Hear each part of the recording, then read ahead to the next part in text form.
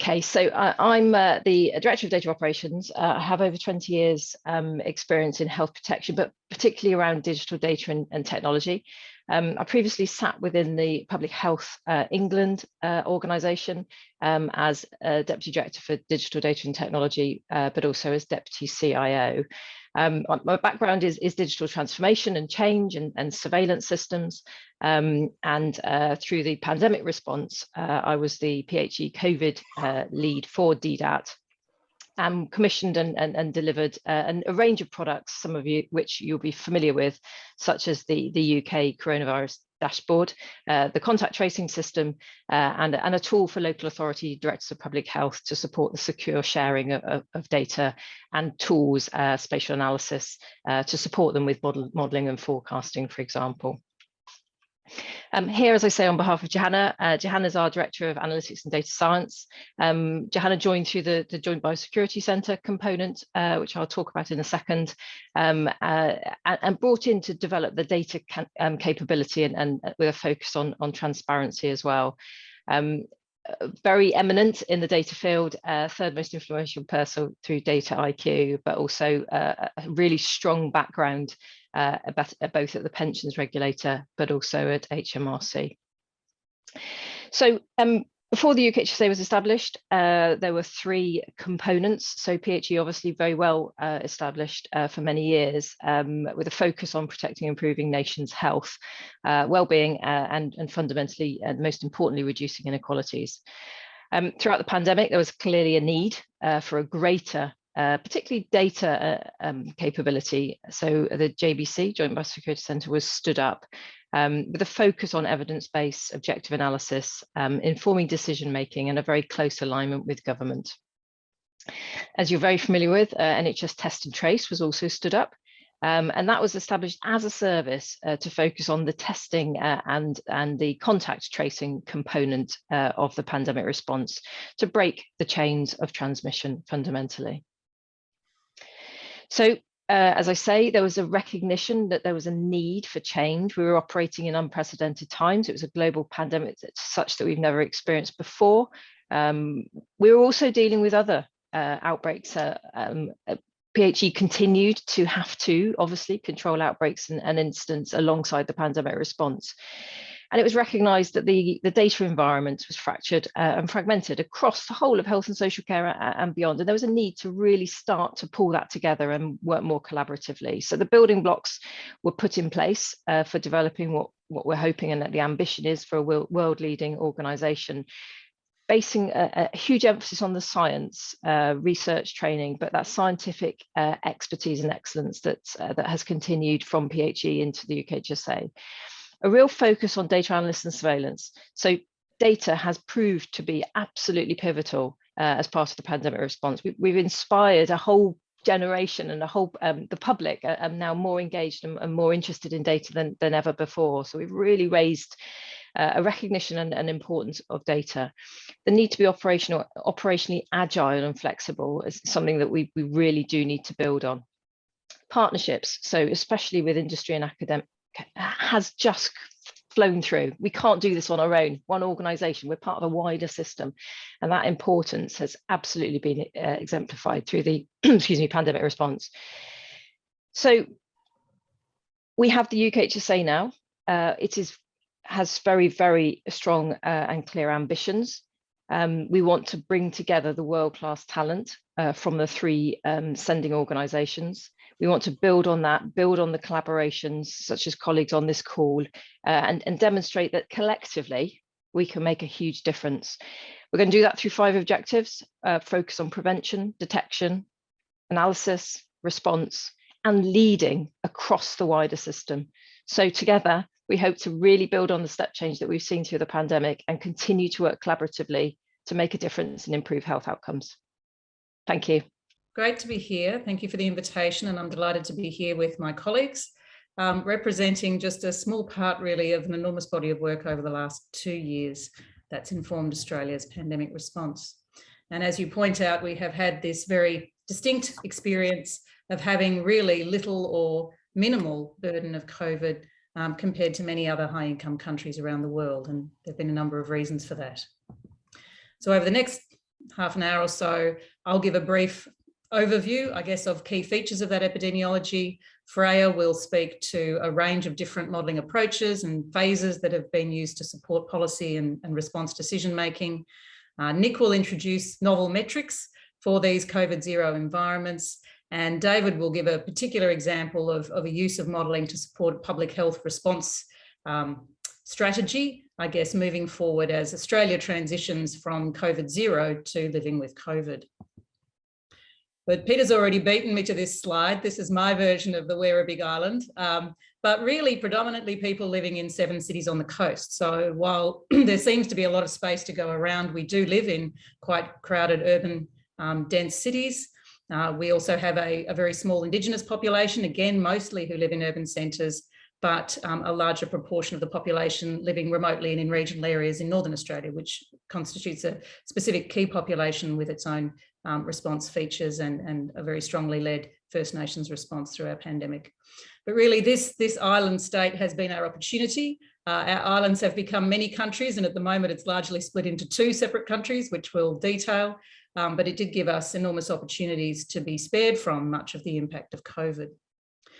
So I'm showing this slide, and 2020 seems to me, I don't know if you're the same, simultaneously 5 minutes and a million years ago. So this was really our COVID epidemiology in the first year of the pandemic. And right back here in early January, Australia took the opportunity when it was first clear that this new respiratory pathogen had escaped Wuhan and was in China, of closing the borders to China, which was a very politically challenging move. But at a time when 50,000 people a week were coming from China to Australia and this new pathogen was exploding, gave us an opportunity to buy time, to strategically plan for response and build capacity to be ready for this challenge that we felt would inevitably come to our shores in the same way as others. So that did buy us a little time, and we had a series of successive border closures, but then really in March and April, as the pandemic took off in the global north and the UK and Europe and the United States became involved, we had here this epidemic of travel, which basically reflected the incoming travellers from around the world who were bringing their infections with them. And at that time, the different shaded columns here represent different states and territories, and you can see that people were arriving all around Australia with infection. At around this time, we imposed mandatory hotel quarantine, which has been a key feature of our border protection policy. We stopped arrivals from non-Australian citizens and permanent residents, and that hotel quarantine capacity markedly capped the number of arrivals. And at the same time, implemented a nationally distributed lockdown, which exceeded expectations, I guess, in being able to really quash this imported epidemic and return the whole of the country briefly to a state of elimination, which was not actually the expectation. So from there, most of Australia stayed that way for a very long time, with the exception of the state of Victoria, where, as you've noted, 3 of us live. So the blue hash bars here reflect Victoria, where through incursions through the hotel quarantine system, a substantial second wave was seeded. And this large wave was actually, again, effectively eliminated by a prolonged and stringent lockdown. There was some transmission in New South Wales through the period that was managed by public health responses, but the rest of the country, to all intents and purposes, remained COVID-free. And this was the start of our interstate border restrictions. And so travel between states and territories, the minute an infection was there, was largely clamped down on until other states were happy that the neighbouring or adjoining state was COVID-free. In the second wave, we learned very similar things, I think, to what was learned everywhere else in the world, that our vulnerable populations were highly exposed to this pathogen. We saw larger outbreaks, mainly focused in Victoria in culturally and linguistically diverse and low SES communities. We had some well-documented outbreaks in public housing towers that were very crowded environments that were locked down very controversially, but with good intent, but really highlighted the importance of community engagement and community-led response. And as again in other parts of the world, those individuals living in lower SES neighbourhoods were also highly likely to be linked to vulnerable settings like justice settings and aged care. And in our second wave in Victoria, we had a very high mortality burden associated with incursions and outbreaks in aged care settings. So there was a large combined Commonwealth state response to try to limit the impact of those incursions. But Victoria came out of that, and that was sort of the end of our second wave here. And then we had this long period, really, of nothing much happening. In this period, 1, 2, 3, 4, 5 cases in a single state were enough to trigger a statewide lockdown in many urban centres in order to support the public health response to basically stamp out the incursion at its source and return the state to COVID zero. So zero community transmission was our goal. And with a lot of little stuttering stops and starts, basically there was a complete block in establishing transmission. And the main frustration at this time was the constant border closures as small incursions into states and territories basically shut borders within the country. But really this COVID zero state was able to be maintained. But then, of course, Delta came, like everywhere else. At that point, snap lockdowns didn't work anymore. These incursions were able to grow, and even under lockdown conditions, we still saw epidemic growth. And this wave here, which has been our dominant wave here, was actually first experienced in New South Wales, the most populous state, spread into Victoria, where we live. So Victoria got another double blow, and also in the Australian Capital Territory, which is contained within New South Wales. So essentially this part of the country here, if you look at recent figures of where the COVID burden has been, these are cumulative case counts, really pretty much all in this part of the country, and this part largely disease-free, as is Tasmania down here.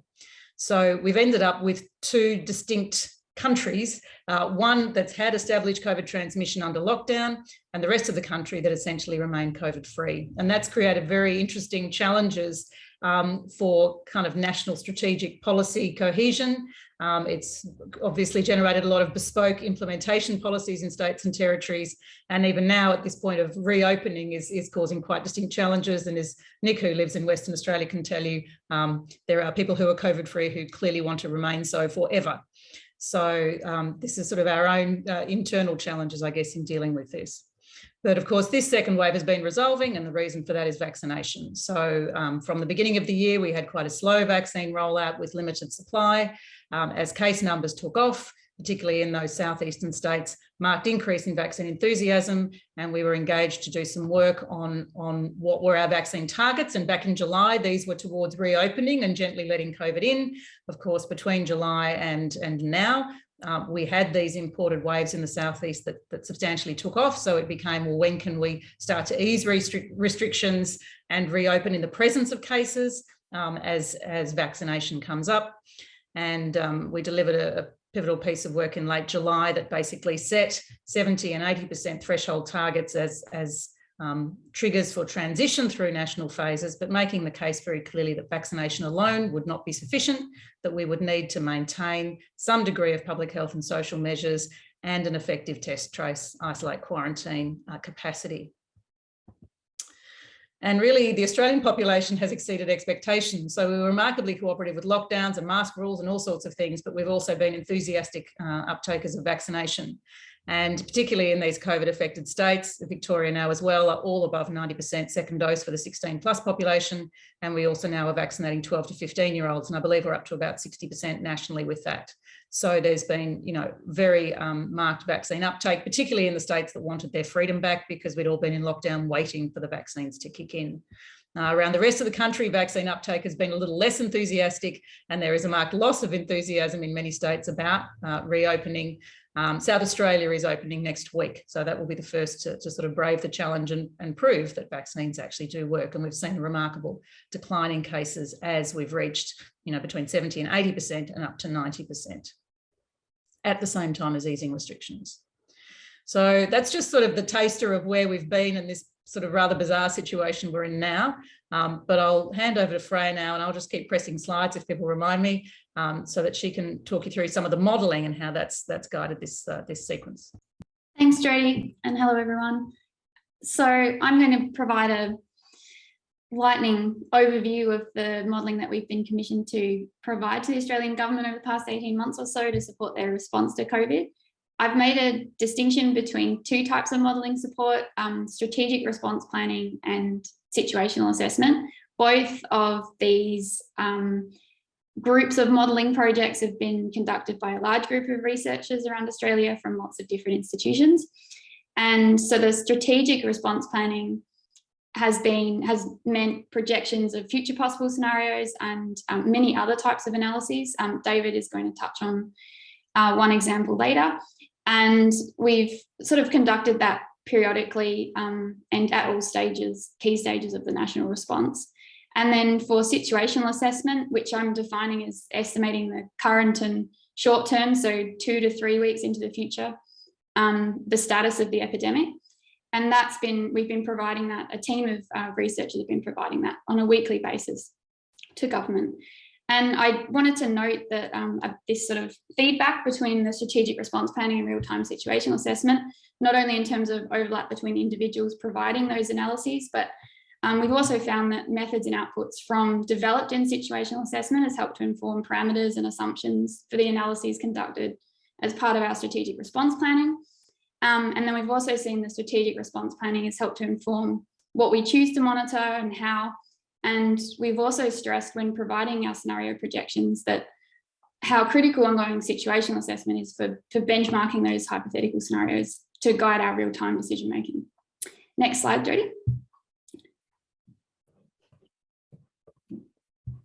So Jodie just mentioned this actually. So this is the most recently, this is work that we've provided sort of under the banner of strategic response planning. This was modelling to support Australia's reopening plan. So the transition from a pre-vaccination era of strong suppression of the virus to post-vaccination and allowing community transmission to establish, or some states didn't, that wasn't an allowing, that was incursions of Delta, which resulted in established community transmission. Next slide, please, Jodie. And so the first part of this work was to understand the likely impact of vaccination in combination with other measures on SARS-CoV-2 transmissibility in our context. And the way we did this was using the concept of transmission potential, which is work that was led by Nick Golding, and he's going to talk about that in more detail shortly. So, but briefly, we define transmission potential as the average potential for the virus to spread in the general population. And we estimate it from a combination of behavioural data, including weekly contact surveys, and also case data when we have cases. And the important thing for our context is that we can measure it in the absence of cases. And so the transmission modelling framework allowed us to estimate the likely impact of social restrictions and vaccination and other measures on transmission in our context. And that work underpinned our scenario modelling analyses for the reopening plan. So the column graph here is demonstrating how close different levels of social restrictions and performance of our test, trace, isolate, quarantine systems as estimated in our context, and different vaccination coverage thresholds can get us to the control threshold of 1. Next slide, Jodie. And then we also used a dynamic modelling framework that involved 3 components. So a vaccine allocation model, a model of the transmission dynamics, and then different pathways of patients through the healthcare system so that we could understand the burden on those systems, in particular ward and ICU bed occupancy over time. And we looked at different age-based vaccine allocation strategies and achieved population coverage thresholds to estimate the likely health and health system consequences of the establishment of community transmission at those different thresholds. And then we could also use this framework to look at the level of social restrictions and performance of the TTIQ system that could help to mitigate those impacts. This piece of work was looking at an epidemic in the entire Australian population. And so we also did a number of follow-up work packages that focus on some other areas. Next slide, please, Jodie. So in this second phase of work, we considered vaccination coverage requirements at sub-jurisdictional level and for specific population groups, such as our First Nation communities. And there was 3 work packages, and so another focused on reviewing international borders and arrivals pathways. And then finally, we also had a number of different pieces of work looking at reviewing and refining public health response measures. And David is going to talk about an analysis addressing one particular policy question from that work package in his part of this presentation. Next slide, please, Jodie. And so the other sort of group of modelling analyses that I wanted to touch on was our epidemic situational assessment program. So this is, we provide weekly, at least, sometimes much more frequently, reporting to national decision-making committees. The group has a weekly peer review meeting as well before we provide reports to government. And the key analyses that we provide is the effective reproduction number when we have cases. And so we've been doing this since March 2020 as well. Transmission potential, ensemble forecast of daily case incidents, forecast of clinical burden, trends in population behaviour, and now vaccination effect. Next slide. And this is this schematic is also relevant to some of the strategic response planning work as well. I just wanted to provide an overview of how health, the sort of path of the modelling advice up to decision makers, along with lots of other different types of evidence as well. And so we have in Australia, we report to 9 governments really. We have 8 states and territories and a national government. And so National Cabinet was formed actually at the start of the pandemic to improve communication and coordination across the states and territories throughout the pandemic response. And so that's chaired by the Prime Minister, and the 8 state premiers are members of that committee. And the peak advisory committee to the National Cabinet is the Australian Health Protection Principal Committee. And the chair of that is our Chief Medical Officer. And we have 8 state chief health officers who are also members. There's lots of other members of that committee, including invited experts, Jodie McVeigh and James McCaw, who are modellers. And so we provide our modelling analyses will go through the scientific subcommittee, which is the Communicable Disease Network of Australia, and then also through to the AHPPC on a weekly basis, and to National Cabinet when it meets. Next slide, please, Jodie. And I thought, just before I hand over to Nick, this is a snapshot of the government dashboard in July 2021. So this is a public dashboard, and our analyses are reported on in this dashboard on a weekly basis. Jodie, next slide should be some. Yeah, so I just wanted to highlight a couple things. So this was in July 2021, and you can see that, so that's the effective reproduction number in the first blue box at the top, only reported for New South Wales, where there was an epidemic of the Delta variant. All other states and territories, we did not report a ref that week because we had less than 20 reported cases over the previous fortnight. And in the bottom, you can see there's also this concept of transmission potential, which is useful for understanding risk of transmission if there was an incursion in those states and territories that currently had less than 20 cases and likely 0 at that time. And we report that for both the Alpha variant and the Delta variant. And then I also have on the next slide, please, Jodie.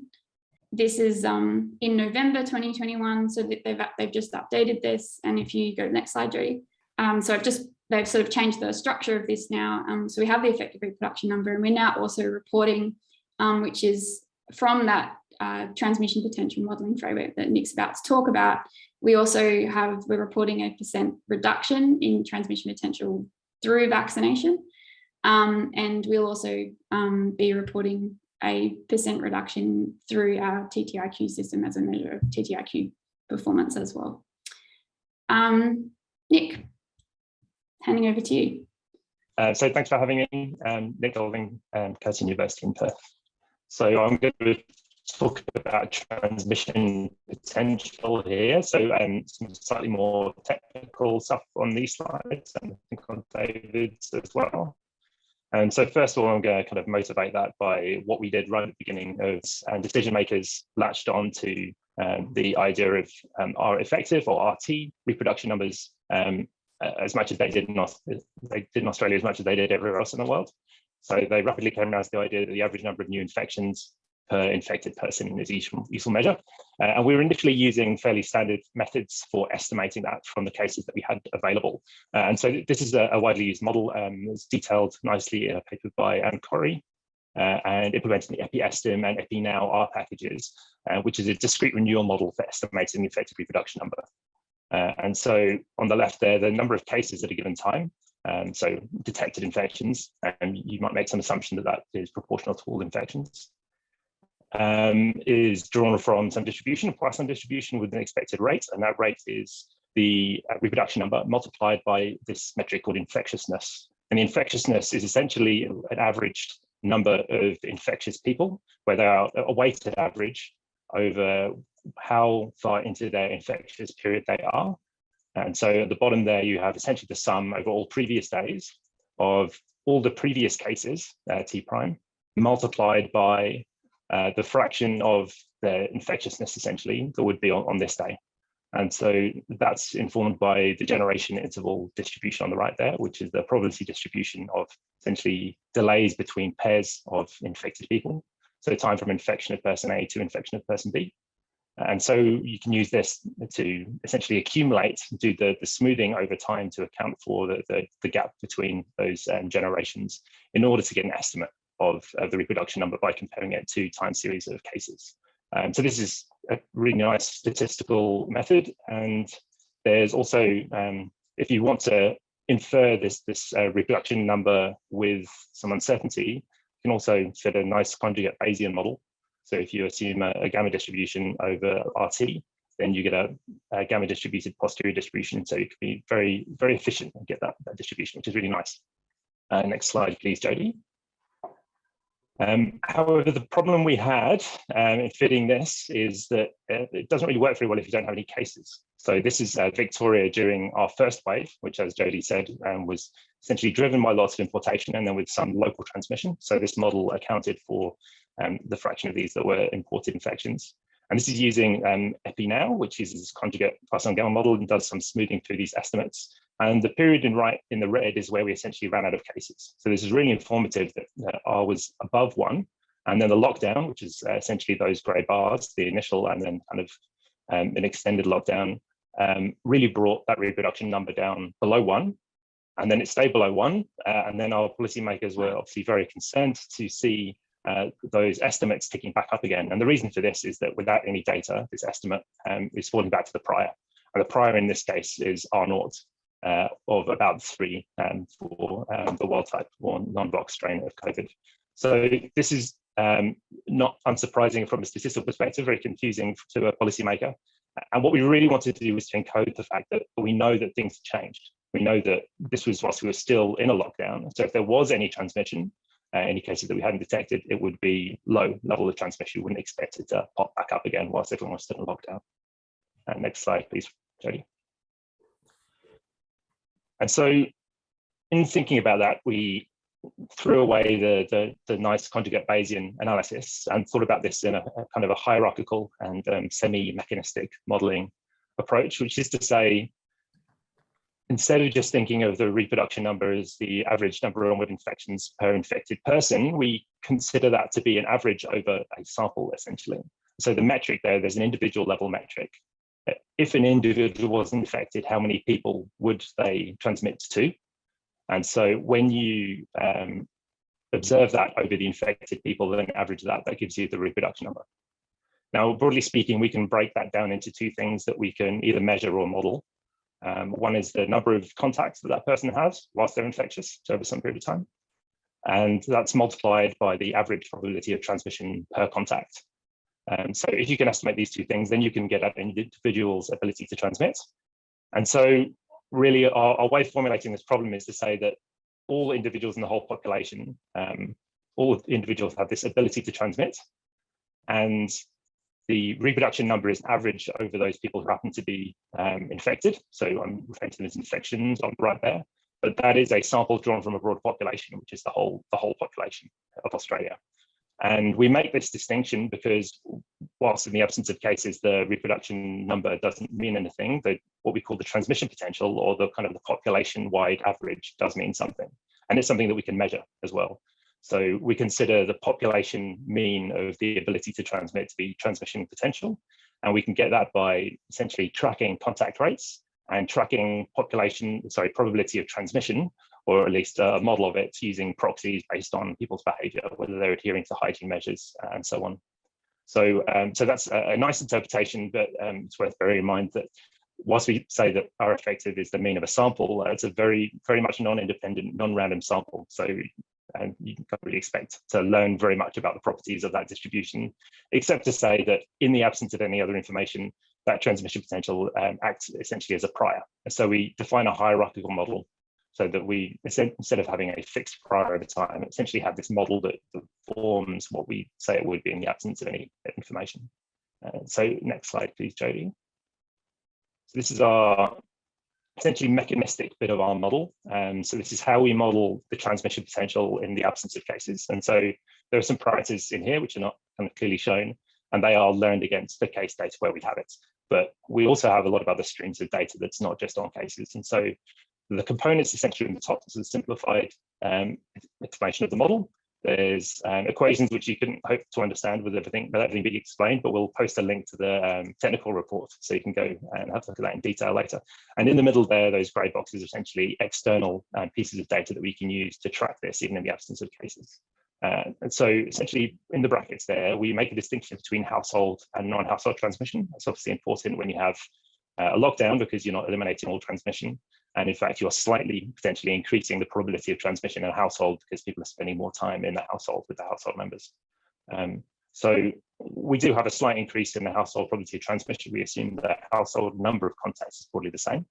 But really, most of the kind of impact on transmission that we've seen, particularly at the beginning of our pandemic, is on both the contact rates and the behavior, the probability of transmission. So we can inform those with surveys, and we've been running behavioural surveys. And so Freya was very smart in being involved in commissioning a survey very early on in the pandemic. And then we subsequently got lots of buy-in from our health department to continue running surveys as part of their surveillance. So that enables us to track through time the number of non-household contacts. But also we ask questions about behaviour through which we can model a non-household transmission probability. Our main metric there is the proportion of people saying that they're always adhering to the 1.5 metre rule, so keeping 1.5 metres from people when outside of the household. Of course, we don't actually believe that they're necessarily doing that, but as a proxy, as a measure of the change in people's attitudes and behaviours, that seems to align with a lot of other metrics and seems to behave pretty well in predicting changes in transmission that aren't explained by the number of contacts. And then on the left, there's one other component there, which is not to do with behavior, but that's essentially to do with the effectiveness of what we call our TTIQ system. So the test, trace, isolate, and quarantine system. And so essentially there's a proportional reduction in transmission if you can find somebody and put them into isolation before they're infectious. And that's something that's actually been very, very effective in Australia, because we've had, from the beginning, we've been able to really scale up our contact tracing teams, and for teams of hundreds, they've often only had 1 or 2 cases to deal with. So it's been very easy to find very, very many contacted cases and put them to isolation early. So we found that's been very effective. So it's been important to include that. Next slide, please, Fran. Jodie, thanks. And so here are just some essentially time series of some of these estimates. So at the bottom, I'll start at the top there, the grey bars there are non-household contact rates as estimated from the survey. We actually, because we only get, it's a relatively difficult thing to estimate because it's such an annoying skewed distribution. We also have, we inform that by Google mobility metrics. So we've essentially fitted a regression model from the Google mobility metrics against those non-household contact rates, and we get a pretty good fit in general. So that's what's shown there in that line. We also have an estimate of the proportion adhering to hygiene measures, particularly 1.5 metre rule. And so that's essentially just a smooth straight through the data. It's a bit easier to estimate from survey data. Then down at the bottom, that's not a mean and uncertainty, but that's essentially a time varying whole distribution of delays from symptom onset until people are put into isolation. And we've seen that that has improved. So those delays have become shorter on average throughout our pandemic. And this is only showing up to February of this year. But it's essentially held pretty well, even with our increasingly large outbreaks that we've had recently. Next slide, please, Jodie. So this is the whole model framework put together. So we have the Bayesian model in there, which really is that transmissibility section. But we have a number of different submodels and data streams over on the left there. So we have the daily population mobility data, particularly the Google mobility metrics. That feeds into a number of different things, but particularly our macro distancing estimates. So we train the model of non-household contact rates against our survey data, and we use that to estimate non-household contact rates. Weekly behavioral surveys, micro distancing, the times to detection, as I've mentioned, and then those feed into that slide I showed you initially, the transmission potential equation there. We track that through time with a number of parameters that are learned from the data. But as I indicated at the beginning, we don't expect transmission potential to be the same as the effective reproduction number. That's the whole of population, and typically the cases that we see will be focused in a subset of the whole population. Often it's in a group with higher transmission. Obviously, the virus will seek out those groups and stay there. But also, if we have our limited outbreak, sometimes it is actually in the lower transmission groups. So we had an outbreak in New South Wales that was focused in older populations who had fewer contact rates. And there are components where periods of time where there's less, where there's a more essentially effective TCIQ response than we are able to detect from our data. So we see periods of time where it swings the other way as well. So essentially model our reproduction number there as having a hierarchical mean from the transmission potential and a time varying deviation, which model via a Gaussian process. I'm a big fan of Gaussian processes and they're very convenient in this case. We also account for the fact that some of our cases are imported at periods. A lot of them are imported and we need to account for that separately. Next slide, please, Jodie. So here is kind of an illustration of what we estimate for one state. So this is New South Wales. At the top there are the number of locally acquired cases. We also have imported cases and they're included separately in the model. We have the estimate of the reproduction number, which at the time when we have lots of transmission, you can see they're relatively tight estimates. And when we don't have transmission, they're very broad and uncertain estimates, and we don't really rely on looking at them. And then running through that is our estimate of the transmission potential. And so that's essentially the behavioral effect that you would expect to see. And then down at the bottom there, the deviation between those two. So that's essentially our Gaussian process, which explains the variation between those two things. Next slide, please, Jodie. So that was New South Wales. This is Victoria on the left and New South Wales on the right. And next slide, Jodie. Just wanted to illustrate that actually this plot at the bottom can be informative. It's not just an error term, but every time it goes heavily in one direction, that tells us that something is going on. So as Jodie mentioned at the beginning, right after our initial national first wave, there was really high levels of transmission in the state of Victoria, particularly in culturally and linguistically diverse communities and certain settings such as a particular meatworks cluster. And then ultimately kind of more widespread transmission from a second incursion. And so those tend to lead to much higher deviation. So transmission is higher than you would expect from the whole of population's behavior, which was largely one of being in lockdown. But then we also see it the other way, as I mentioned, when our contact tracers really get on top of contact tracing, they can find people very, very quickly, and it pushes it down well below you would expect, even for a population that's under some restrictions. Next slide, please, Jodie. So just wanted to, those images I showed before left out some of the most important factors. They're slightly out of date, and we've recently been adding in a whole number of different things. So we've been accounting for different variants. But of course, one major thing is vaccination. And so one of the convenient things about this modeling approach is that it's relatively modular. We have various different streams of data, and broadly they are multiplicative on the rate of transmission. And so we incorporate vaccination via an age-structured model. So this is a static analysis of a next generation matrix. This matrix here is our estimate for the average number of new infections of a particular age by an infector of a particular age. And so that's estimated in this case from contact matrices calibrated to Australia, and from some estimates and assumptions of the relative susceptibility and infectiousness of different people of different ages. So we can take this as our kind of the starting point, apply reduction in susceptibility or infectiousness due to vaccination with different coverages and different ages, and compute from both of those the expected rate of reproduction. So that's the dominant eigenvalue or spectral radius of this matrix is very conveniently the expected rate of reproduction for a population with those characteristics. So that essentially gives us a percentage reduction in transmission that you would expect due to vaccination. Next slide, please, Jodie.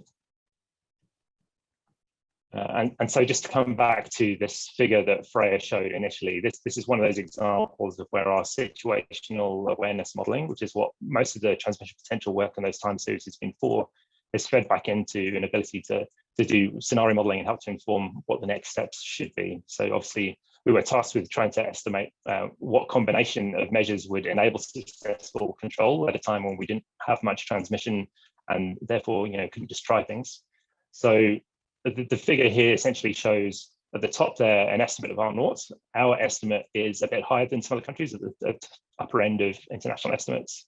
And that's partly because we estimate that we're probably having quite a good impact on transmission with our contact tracing measures right at the beginning. And so that top bar there is essentially some very minor behavior that we've seen in places when there hasn't been much transmission, but also particularly the effect of contact tracing, which at its peak has something like a 50% reduction in transmission. And here, even when it's kind of not doing so well because we have a fair amount of transmission, but we're still managing to contact trace in most cases eventually, has something like a 43% effect.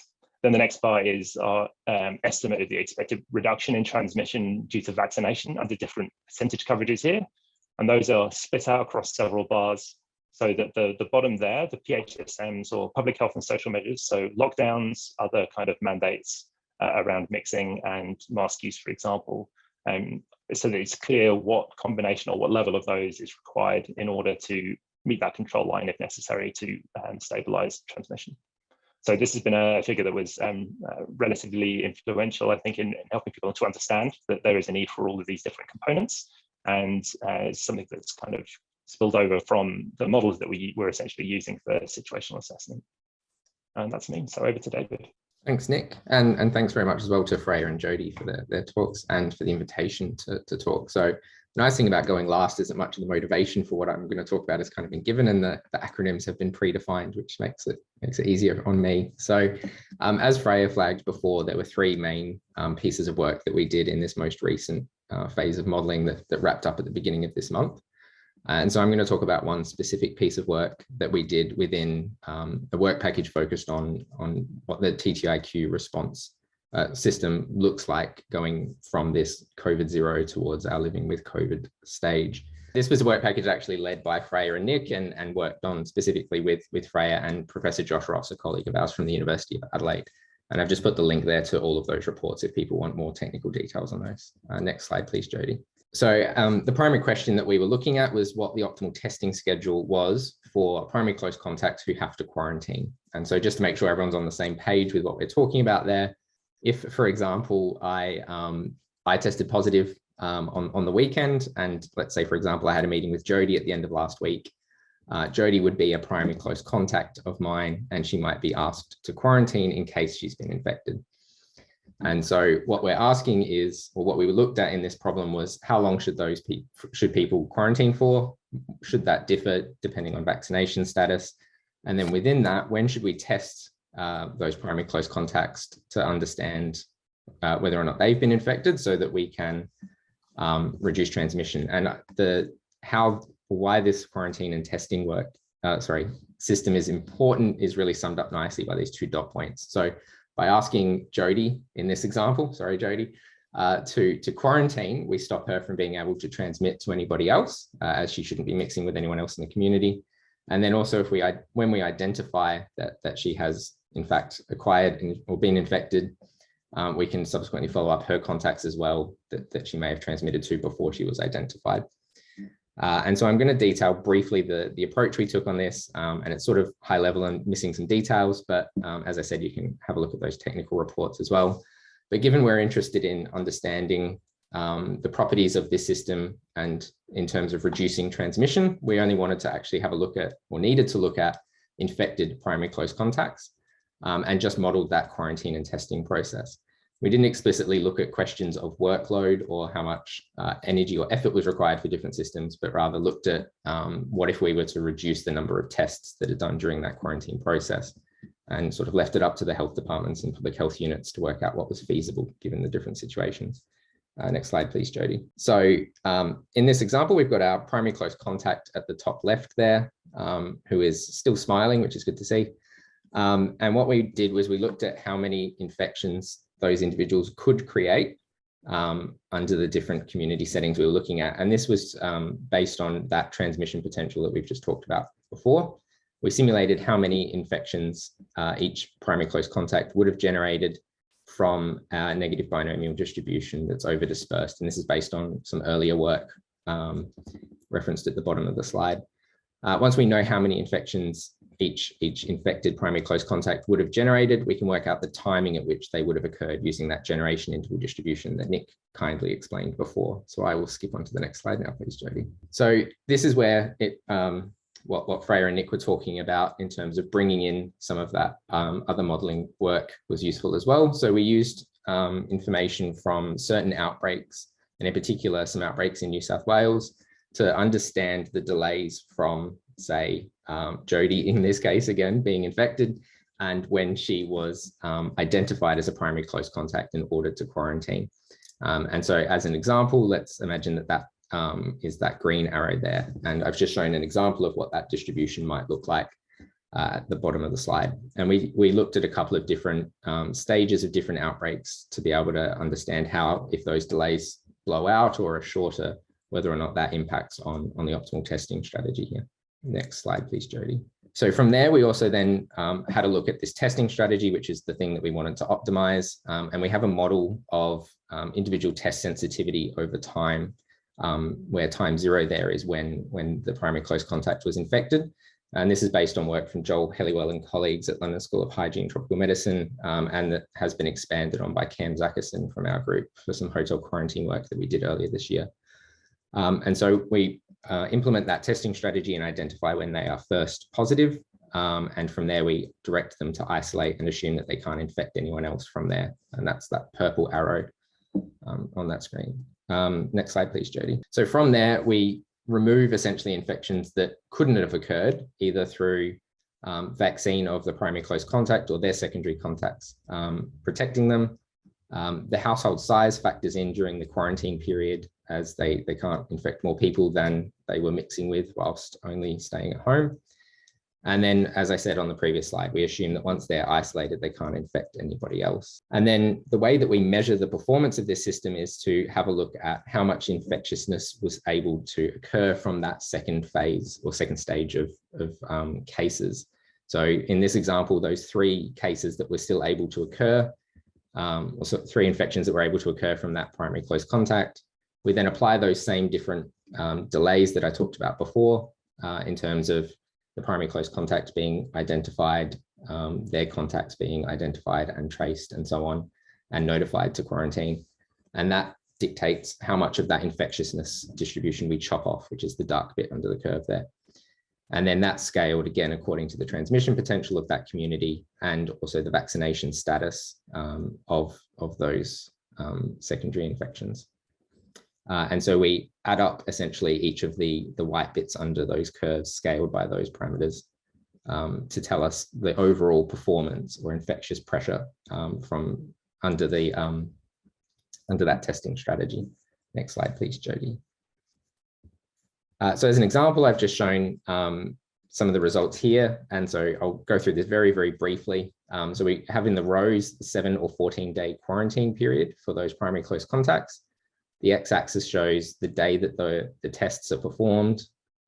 Each of the column is whether we were doing, each column, sorry, is 1 or 2 or 3 tests in that testing strategy. And then the y-axis is that metric that we were calculating to measure the overall performance of the system. In the interest of time, I'll just point out one key message from this, which was that the testing on day 1 was very clearly an important time for us to test and make sure.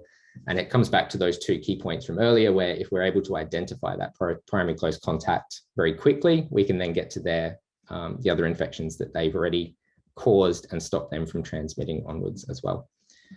And so one thing I'll point out as well very briefly is we had a look at, rather than just giving an optimal testing schedule and being very rigid in those times, we also allowed some flexibility or a small amount of loss of efficiency, if you like, of the testing strategy to provide testing windows so that we could give some flexibility to the public health units about what testing strategy would be useful. Next slide, please, Jodie. So as I said, there were some nice key results that came out of this work, including this priority test on day 1. And then I didn't present the work here, but we also had a look at, as I said, differential quarantine requirements for vaccinated and unvaccinated individuals and what impact that had on the system. And so these results were filtered in very, very quickly and expertly by Freya, Nick, and others in the team, and written into the national guidelines now, which are shown on the top right there. And I will leave it at that and hand back to Jodie, I believe. Thank you. Thanks all. And really my only final addition is to highlight the very large number of people who've worked across these many work packages and over the last couple of years, distributed around the country, as Peter pointed out, and our funders, both directly Australian Government and also our National Health and Medical Research Council, as well as World Health Organization. Thank you very much.